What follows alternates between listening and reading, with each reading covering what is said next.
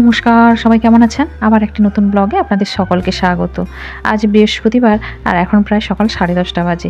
10:30 মানেই ছেলে স্কুলে বেরিয়েছে আর আমি বেরিয়েছি। ছেলের সঙ্গে সঙ্গে একসঙ্গে বেরিয়ে যাব, কারণ ছেলে স্কুল থেকে ডেকেছে। আসলে ছেলের রিভিউ রেজাল্ট এসছে তো, আপনারা ওটা জানেন। আর ওই রিভিউ রেজাল্টের জন্য মার্কশিট সার্টিফিকেট স্কুলে জমা দিতে হবে, তাই স্কুল থেকে ফোন করছিল। এখন বর্তমান যে স্কুলে পড়ে ওই স্কুলে তো না, আগে স্কুলে যেতে হবে। আর ওখানে যাওয়া মানেই বাড়ি থেকে একটু দেখা করে আসবো শাশুড়ি মায়ের সঙ্গে। তাই একটু সকাল সকাল রান্নাবান্না কাজকর্ম শেষ করে একটু বেরিয়ে পড়েছি। আজ ওয়েদারটাও খুব ভালো আছে, কারণ প্রচুর হাওয়া বইছে, তাই গরম লাগছে না। এদিকে শাড়ি পরেছি একটু, কারণ বাড়ি যাব তো। আসলে বাড়ি গেলে আমি জামা পরি না, তাই শাড়ি পরে একটু রেডি হয়ে গেছি। আসলে ওয়েদারটা এত ভালো লাগছে, মোটামুটি বেরাতে কোনো অসুবিধা নেই। যাক গে, চলুন যাওয়া যাক। রাস্তাটাও ভালো হয়ে গেছে, এখন জার্নিটাও কোনো অসুবিধা মনে হয় না।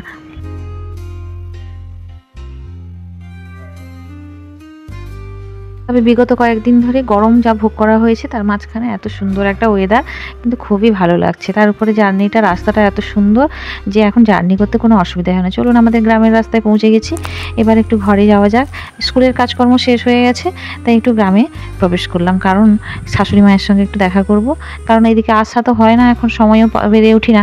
তাই বাড়ি এসছি যখন, বাড়িতে একটু দেখা করবো। বাড়িতে এসেই দেখুন কত তরতাজা একটা পেঁপে গাছ হাতের কাছে একবারে ঝুলছিল, হাত দিয়েই পেরে নিলাম।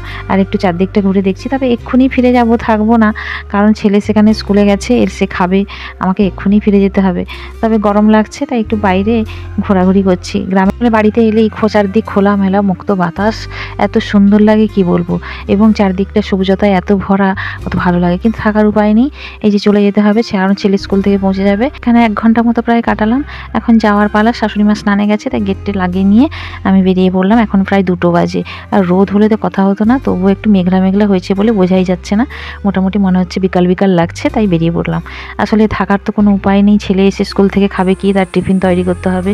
এই যে গ্রামের মন্দিরটা, এই মন্দিরটা বেড়াতে আসতে আমাদের ঢুকতে শনি মন্দির, আর ওদিকে আছে মনসা মায়ের মন্দির। মানে গ্রামের দুখানা মন্দির আছে।